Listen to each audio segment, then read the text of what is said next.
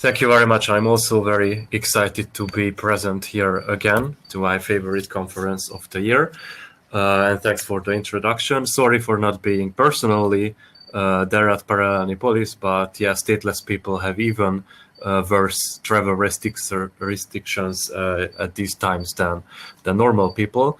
So as the introduction said, that I'm a hacker and a cryptographer at various projects and companies, and also a consultant, bug bounty hunter, and sometimes malware analyst.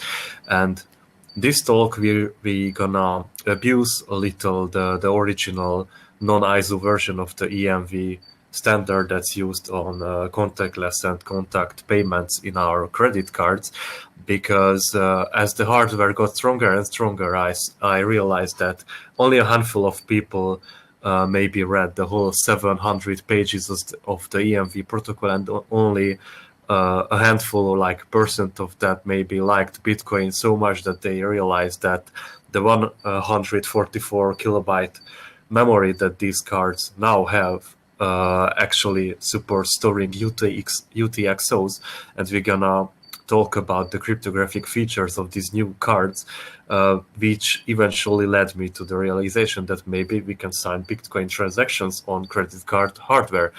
So on the agenda, we're gonna recap the problem here, why I think this is still something worthy of research. Then some hardware warrants. We have seen excellent talks here with Alana for Trezor, with Moritz on build your own hardware wallet and stuff, and gonna have a little detour on how to make the cheapest, I think, hardware wallet out of credit card hardware. Then EMV history, a TLDR version of the protocol. So I tried to distill the 700 pages as much as I could. Then we are gonna clarify the attack assumptions or the misuse assumptions, as this is originally not an attack. This is the feature of an EMV, an overlooked feature. So we are not going to hack into mastercard servers or something, and we're gonna go into detail how to abuse the protocol for BTC. So problem formalization. Still, only 1% of the population owns coins. This is a long-going subject, even on this conference, like people trying to go into adaptation and stuff. And this is my personal view, and that is that most end users can't absorb new technology that fast. And a misconception is that BTC, Bitcoins, and crypto user experience is bad, and that's why it's happening. But in my experience, as most likely, I made my first online money transfer on Bitcoin, and that I transacted fiat only after. BTC UX is just fine. It's great. Decentralized thinking is the hard part, and that's not part of UX. And usually these times, generally in software and in technology, backward compatibility design helps, but we can't really do that with crypto. And we saw that many trials, and we're gonna have examples on the next slide on that. But crypto is just super hard to make backward compatible because it's so novel and so new. So not so clever plays. This is a very biased version of my views. Stable coins, in my opinion, absolutely out of the question to make backward compatible crypto views. Also, Apple banks like Revolut supporting crypto, where you can only buy basically the exchange rate and you don't have access to your keys and such, is also just putting dirt under the rug. There are Visa cards supporting Bitcoin in a way that real time you spend fiat money from a pool or from the company. Like for, I think the old version of Monaco, now called crypto.com, worked like this. So you spend it directly at the point of the sell fiat from their pool, and after the settlement interval, which happens between the acquirer and the card issuer, you actually spend your money. And only CoinDesk, as far as I know today, only CoinDesk had a version of the same stuff, but they exchange your crypto real time, not after the settlement interval. So there are more clever plays to make it make crypto more accessible, like hardware wallets, like Trezor and Ledger. They're super good on the end user level for adaptation, but less on the acquirer level because they need separate apps, APIs, integration, and we know that commerce and e-commerce can't really keep up with these stuffs. I mean, when I tried this attack with my credit cards, I had to realize that my bank still uses embedded SOAP inside SOAP, so XML everywhere and such. So, and also some hardware hacks have been introduced recently. I think this year has been one Ledger side channel attack, and also last year there was another side channel private key reading with lasers. And exotic operations on Trezor and ledgers are not really possible, so no Monero stealth addresses and bulletproof and such, and exotic cryptographic plays.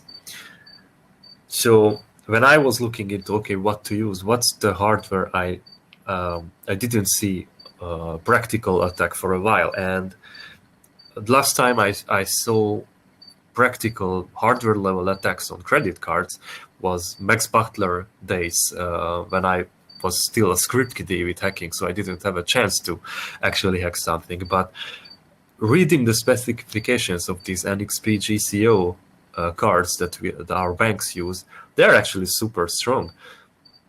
I don't know any credit card hacks on hardware level recently. Please comment or share with me. These slides are available actually online on HackMD, and maybe edit it if you know any that I don't.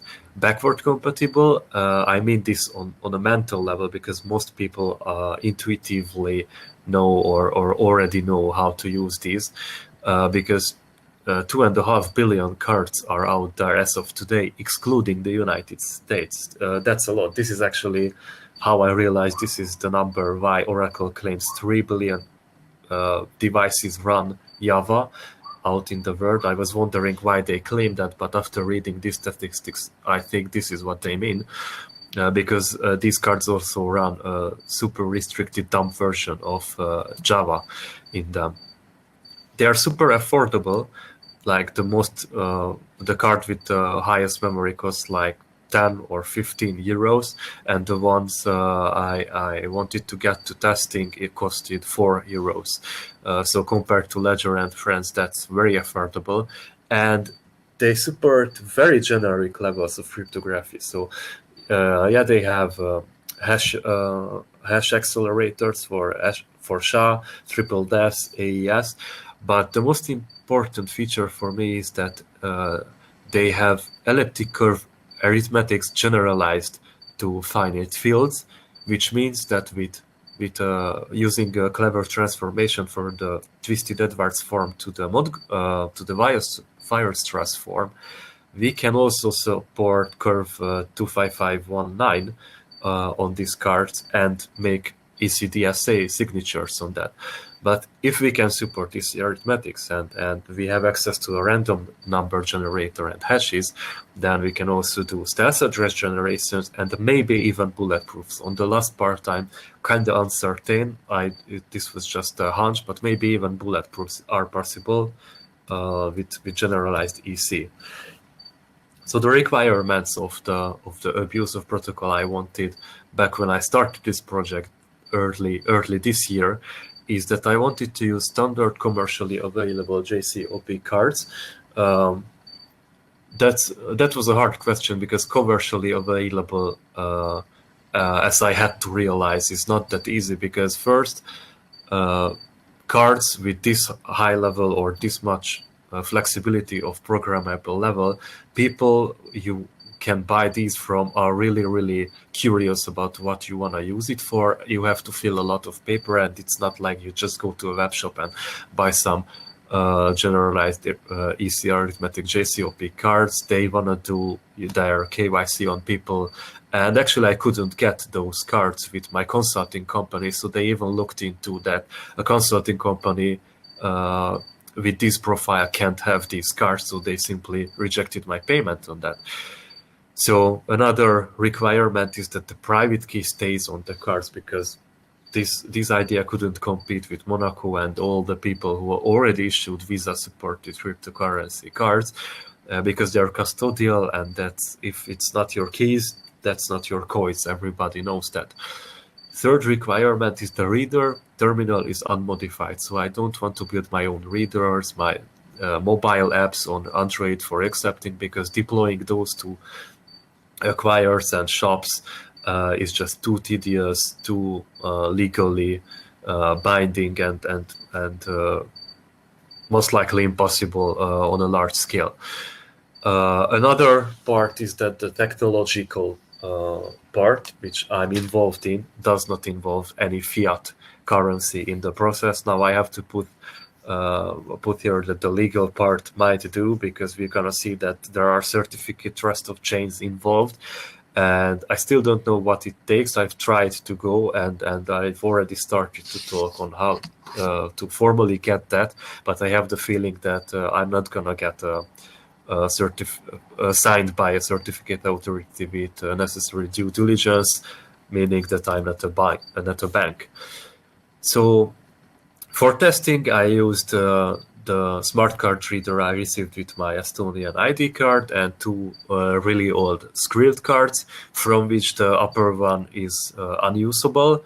I broke it with some APDU command, and it doesn't want to receive anything else. The bottom one is not bricked, but the ATC is broken, so also not gonna be useful for payments, even though it's already expired. So the ATC is not the only matter of concern here.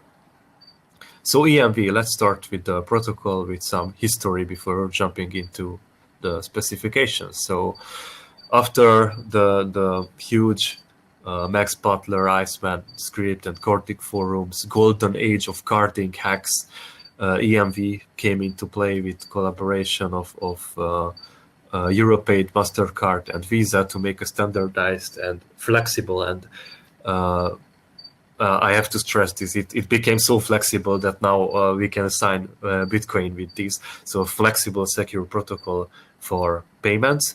Also communication channel agnostic, because we see that it doesn't matter whether it's you put it in a physical reader or just NFC and PayPass, contactless payments, or host card emulation if you put it on your phone.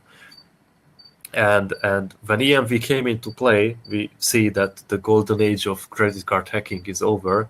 Unfortunately, I haven't been able to be active there. And carding came to a halt, or really slowed down. And 99%, this is my own statistics, but I think it's not really inaccurate. So 99% is about social engineering and clever cashing out through Amazon gift cards and stuff.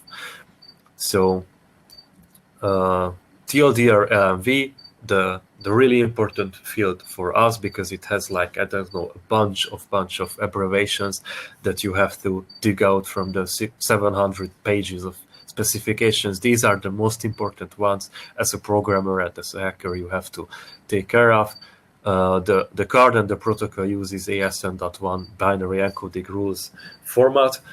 There is an ATC, the transaction counter, which is gonna be incremented at not only the critical parts, so even reading some app specifics files out from the card is gonna increment this ATC counter, and if it's not aligned with the bank, your card's gonna be declined. So when you are testing this idea, really use some expired card, because if you read into the MasterCard app with get processing options, as we're gonna see, you're gonna increment this ATC, and basically your card's gonna be unusable. You have application IDs, or in theory you have multiple IDs, but in practice you only have one, which consists of an RID, which you got from the certificate authority or the payment processor who signs your part of the keys, and the PIX, which is your part to differentiate your different apps and your different apps from the card. You have PDUL, which is the processing options data list. Is basically a list of what stuff my card supports. The reader gonna ask it from you, and you these consists of like I support online verification with pins and blocking if the pin is entered wrong time 3 times and such. So these are supported functionality of the card. And most importantly, the TVR, which is the transaction verification results. It's an 8-bit result of the transaction, which you actually, even though something happens at the very end of the transaction lifecycle, you're not gonna see, because which is very clever, because we can do side channel analysis based on time and such, so we won't be able to extract the information where the forgery or something failed, because the errors are gonna be just ORed together, maxed together into this TVR, and only at the very end you're gonna know that if many of these masks are won, that then your transactions are gonna be rejected. So communication between the terminal and the card uses standard T0 type APDU format, which consists of a class, usually 0, as hardware hackers in the audience already know. Instruction A4, as you all know, parameter 1, parameter 2, parameter 3, as in the APDU specification, it can be a P3, but we all know that in T0 and EMV also this indicates how large of a response I expect back from the terminal. So I send down the class instruction parameters, and P3 indicates that this is the maximum amount of data a payload can consist as a response from me. So transaction lifecycle. Step 1 is select application. This was the first surprise for me. And I had to put my head around this, that if these cards support multiple applications, why every one of them only has one? So this select application is involved in the transaction lifecycle, but if it only has one app, then what's good for it? Why can't I have a single credit card for all my bank accounts and applications if the terminal can select, or I can select one? And it's most likely because of accountability. So I assume they couldn't resolve if I lose my credit card, then which bank do I have to call for a replacement if I had all my bank accounts on them? So inside these apps, you have so-called AFLs, application file locators, which are application-specific files within these little apps. So first step is that we select these. This you can do freely without breaking the card. You can use EMV tool, a Python script on GitHub to read these, or CardPeek. That's a more advanced GUI applications to browse cards that I can recommend, and I also used for this presentation. Second step, get processing option, which gonna get the PDUL list from our card into the terminal. Now, pay attention. This is the first step where you will increment the ATC, and from this, that card is for hacking only. Never enter it into a terminal, because that's gonna raise some red flags at your bank for fraud. So, get processing options. The terminal and the card basically agree on app versions, protocol versions, and such. For these, and verification options, because you have various levels of online and offline verifications, and the card have to send which kinds are supported. So third step, read application data from the selected app. The second surprise in this protocol is that you can't specify which files you want to read, which makes the AFL, the application file locator fields, kinds of obsolete for me, because what are they for if I can specify these for reading? And we're gonna see on later slides that it was designed for something else. So basically, read app data means that you are gonna have to read everything inside that app. So if you are talking about a cryptocurrency wallet on mastercard protocol, I expect everyone to encrypt different parts of the wallet well, because a reader will read every key or every file inside these applications. And thankfully, we do support in-place encryption on the card, because it has AES and even integrated elliptic curve integrated encryption you can do on this card. So technically, it's all possible. So after reading the application-specific files, we have check one. I'm just gonna. Okay, I just checked if we are still in line. So after reading application-specific files, the terminal is gonna do its first round of fraud detection and risk management checking. So, hi. Yes. We're just wondering, did you have any Yes. slides? Because I don't think that you're sharing your screen. Yeah. Oh Jesus. We were wondering whether, like, you're like alluding to some metaphorical slides, or whether you actually have any. I just wanted to jump in and let you know. No, but it's okay. It's Oh, okay. That makes a lot of sense. Cool. Well, it's fortunate that these slides are actually a public website. I just pasted into the room here, and everyone can check it real time. So all of my slides are using HackMD, and you can recap it. Sorry for the not at all. complication. We should have realized sooner. So tell you what, if you can share them now, and then the rest we'll share through Paralanipolis through the channels, so that people can catch up in the schedule. Yes. Okay. I shared it here in the panel, and if you would be so kind to put it on the Telegram chat also, and every channel. So sorry, people. Thank you. So let's slide back. So program formulation, stable coins, yes. JCOP cards. Just a very short recap on the APDU, select app, get processing options, read app data, and check one. So here we were. Let's get back to full screen. So coming back after the technical issues. So based on the application specific data, we got like card expiry, application versions, processing options. The terminal is gonna have its first round of fraud checking, and of course, if the card expired, the application versions don't align, or it's going to mask some of the TRV bits. If two of these bits are set at this step, then the transaction is guaranteed to fail. And also at this step, the terminal is gonna verify our card's key certificate trust of chain.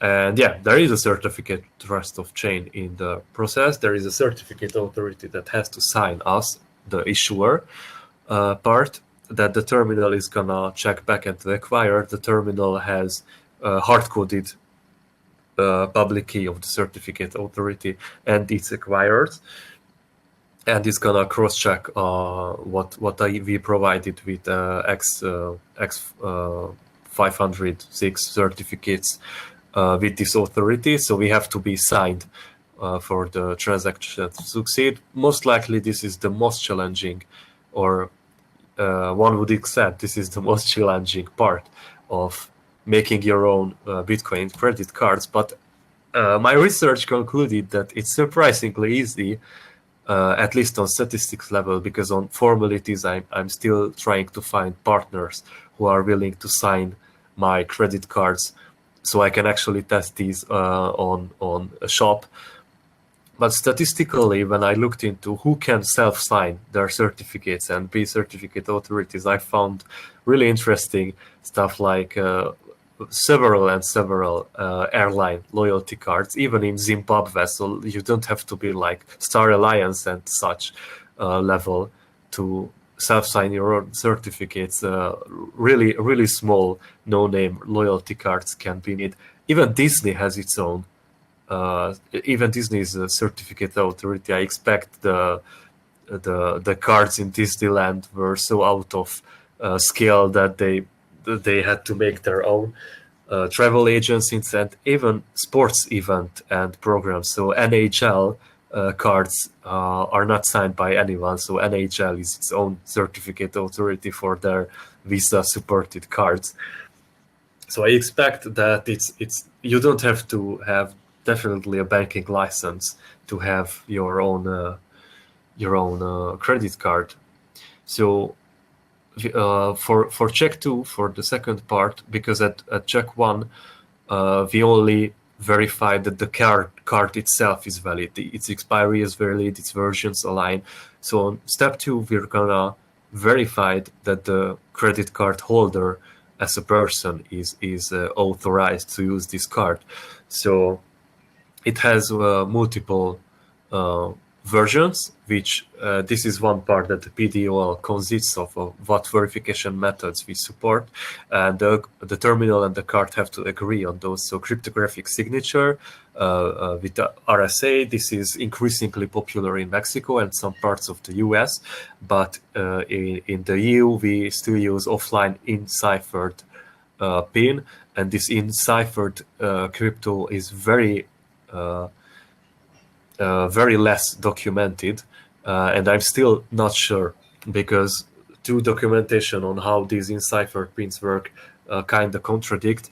What I can tell is that it uses a clever, almost hash derivation function like version that has your pin rotated into, and this key is actually used in a session key derivation. So your card pin is used as part of the session key with every payment in the next step.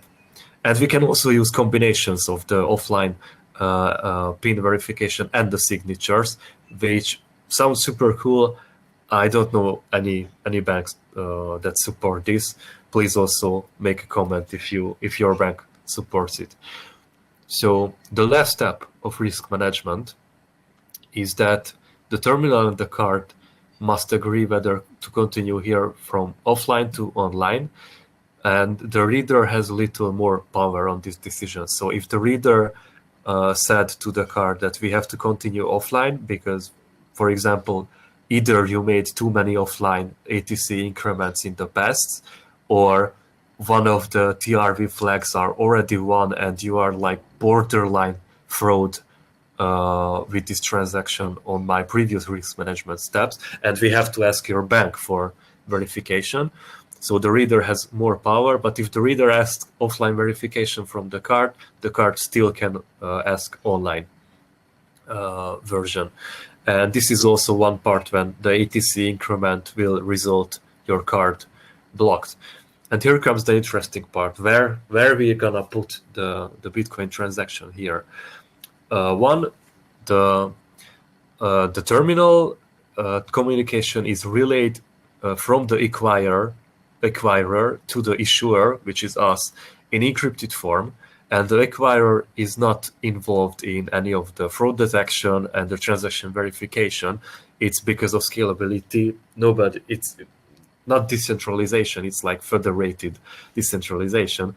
I shouldn't be involved into John Doe buying bread at the store. That's the acquirer's policy, and we're gonna just do the settlement at the end. So the issuer will have to know a location or some communication info embedded on the card, that who the issuer is, who do I have to ask for transaction validity, which we can write on the card if we have ability to it. So we have no technical, and I stress this term, so we have no technical restriction on making our own EMV backend, hard code it on the card, because the EMV protocol will read this out and communicate with the issuer directly. Of course, it has various legal reasons that nobody does this. So after all these fraud detection steps and checks that reader and the card have to agree on, the transactions are packed in a very flexible ARQC request, which is a request cryptogram term, which I don't know why they called in the specification like this. This is basically one problem or one super flexible stuff that we are gonna exploit here is that the ARQC has to be made by the card, not by the reader. On a technical level, I still don't really get why this decision was made, because usually the cashier enters the amount into the terminal and it should make the request, and the card should only sign it. But as the specification said, we have these ready. Actually, I'm just gonna... can I send files into the chat? No? Then I will just upload on the Q&A the whole specification here. So the specification clearly says that the card makes the ARQC based on the data that the reader sends it, and it has no specified format. As for the EMV specification, now there are some ISO specification. I think ISO 8583 specifies an ARQC format for contactless payment, but EMV itself has no restriction on it. And this is when I had the idea, so maybe I can sign a UTXO as an ARQC, because the acquirer doesn't see it, because communication through the acquirer is encrypted, and the last stamp on transaction validity is on the issuer, whom if have access to a Bitcoin full node can verify a signed UTXO. On the next step, we have an optional second card action, which I don't know whether is useful in the protocol. If there are some technical issues, for example, I still don't know whether I'm gonna be signed with my demo from a bank. If not, then I can most probably use this step 8, the optional second card action, to make some lightning level exchange or lightning level hackery. But in the original hack or the original abuse of protocol, step 8 is excluded, as it's originally optional in the whole EMV process. The second part of our script, because UTXOs has to be present on the card, so we also need an ability to update them. This is actually a part I got some help from Max Hillebrand. Hi, if you are there. So this problem was pointed out by him. So on the last step of the transaction verification, we have the ability to run arbitrary Java bytecode on the card. So from the issuer goes encrypted back to the acquirer, to the terminal, and the terminal sends raw encrypted Java bytecode to the card, like your bank said you have to run this. And this means that we can update our UTXOs on the card. So going into the attack for real now. Our assumptions that we are signed by a certificate authority that I listed at the beginning. Otherwise, you are committing credit card fraud, which I'm not gonna encourage on video. So also on the issuer side, we have a fully synchronized Bitcoin full node, because we don't want to harm the Bitcoin network with double spending and such. We are gonna only use online authentication. When I started this project beginning of this year, I was super excited when I realized that you can use offline authentication and strictly just public key signatures for verifying a transaction. I had to realize that you can only do these 2 or 3 times maximum with the card before a reader will enforce you online verification, because too many offlines are very risky for them. And also ATMs only have online verification, so you can't ask for signature-based verification on an ATM. And during these attacks, we don't care how the settlement legally happens between the issuer and the acquirer, most likely because I don't have a clue about legal stuffs. So even though I have some assumptions and some thoughts on how this can be circumvented, I'm not in the position to give advices on that. So the issuer information, which is basically us, is stored on the card. The acquirer communicates with this issuer in a triple-X encrypted channel, which means that we have no technical restriction to write our Java-based backend. You probably want the Java-based backend for this for compatibility reasons. Most likely EMV will only have Java-based SDKs for you. So the card stores the extended public key for you because we want to support HD wallets, and your UTXO lists. The latest card, the one I want to get signed by a bank, has 144 kilobyte memory, so plenty of memory to store your UTXOs, which also introduces two other problems or concerns about this hack I do here. Yes, this is a privacy issue because all your transactions are gonna be traceable on the issuer's end. It has your public key and even access to your UTXO. So even without the XPub, the UTXO chain is stored by account. This also means that spending from the same key outside of this whole EMV hackery will result in a broken UTXO set, and you are not going to be able to spend your Bitcoins anymore, just like if you would increment your ATC on a fiat credit cards. So the get processing option, the PTOL list, will consist of an online verification and PIN standard European Union format PTOL. And the ARQC is formatted as a Bitcoin Core UTXO. That's going to be forwarded to the issuer, which is first checks for transaction sanity, like it came from the Gossip network, the inventory protocol, forwarded back to the network and form an ARPC. ARPC is basically the ARQC response, which also doesn't have any restriction on its format. So and also can have scripts. So on an ARPC, we tell the terminal that yes, this was a valid transaction. The transaction sanity is fine. The UTXOs are all nice.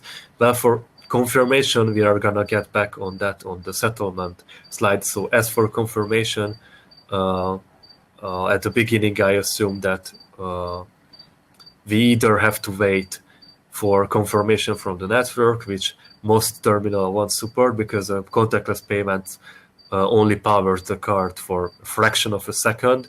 So even if we assume that yes, the cashier will wait for the confirmation as a good Bitcoiner should, you have to touch your card a second time and set some ARQC flags to indicate that I'm in this transaction I'm checking back on the previous one's confirmation because my explorer said that it's fine.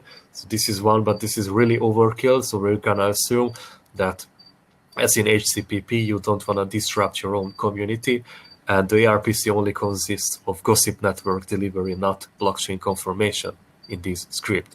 The important part, because all risk management and checkings and cardholder verification, we already passed all that. Whatever the issuer claims about the transaction at this part is absolute justice, and is gonna be treated as such by the terminal, because the terminal had 2 or 3 chances to check for validity, even at the bank, if it wanted online verification. And we always reported that yes, this is the transaction is valid, cardholder verification succeeded. So in this last step with the ARPC, whatever the issuer say is treated true, because what bank would rob themselves from its own money? So they didn't have to make this adversarial behavior modeling and the AMV protocol.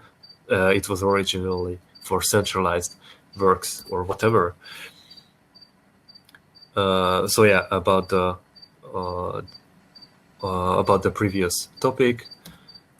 And for settlement, usually this is a 5 to 7 day interval. This is the part when the acquirer and the issuer actually exchange money, because when you touch your terminal, touch your card and buy some groceries at the shop, what really happens is that at first the card actually just freezes your balance, and only after the settlement interval will the end party will actually get their money. It by law, or by varying law, because it varies by jurisdiction, it should be a 5 to 7 day interval. But as I've consulted with someone with decades of experience in the payment processing and electronic payments industry, they told me that basically no bank respects this 5 to 7 day interval, because they use legacy software and huge amounts of human error, so it's much more chaotic and mostly goes manually. So settlement is like a manual push button whenever someone does that in a dungeon, or I don't know. So another problem with the settlement is that you don't get a certificate authority signature, most likely without due diligence. As I told you, I still don't know that, because I'm still at the beginning of the process, and I really hope they won't want finance licenses from me. And thankfully, self-signing statistically for me seems not that hard as getting those finance licenses. So if I don't get a CA signature from a bank or other financial institute, then I'm gonna go with the self-signing method, because as far as if no-name Zimbabwe flight or travel agency can make their own self-signed certificates for Visa cards, then so I can with an Estonian consulting company. So because this settlement problem is super discouraging in the whole protocol, because we either steal money from the acquirer, which we don't want to do, or we can't do this protocol whole. So let's have an extra assumption. Throughout this talk, we assumed till now that don't have modified readers and modified terminals. It's stocks. If I go to the store now, it's gonna have stock firmware and no additional code. But if we get the extra assumption in that we can do our own readers and such, then we can eliminate, of course, the settlement problem, because it's gonna have access to the same channels into Bitcoin that the card does for checking validity, and we don't have to rely on the original banking logic for settling money between two accounts if the reader also has access to Bitcoin. So yeah, this was the little protocol abuse for EMV that I wanted to present. Also, thanks again, Max, for pointing out the XPub and the UTXO issues. On this, the slides are available online. As I told you, I will reshare it on every channel that I have access into HCPP for. And also I'm gonna share these in a link for people who are interested on the specifics that I try to distill here. And yeah, I'll try to keep up to date with everyone with this project after I get signed by the CEO, by a CEA, to sign Bitcoins with credit cards. So I'm ready for questions. Thank you so much.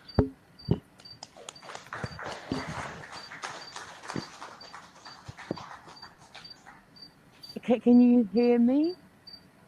Yes, also just Yes. triple checking, because like these tech conferences are always fun in the sense that microphones don't work. Right, does anyone have any questions for Silur?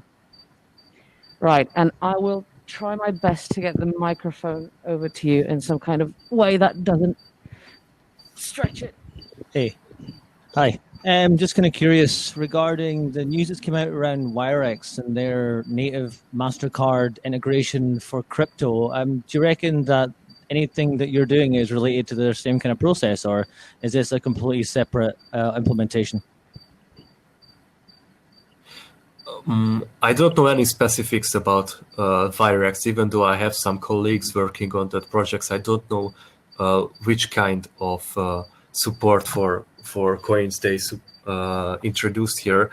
I have a feeling, because I've made some research at the beginning of this project on crypto accepting Visa cards, and I have a hunch, don't get this as a guarantee, that Virex also has this: you spend money from a fiat pool, and after settlement interval, they're gonna exchange it and refill the pool. Most Visa compatible crypto cards works this way, as far as I know, but I can't answer you like with super confidence, because I haven't checked Virex specifically their specifications. Thank you very much.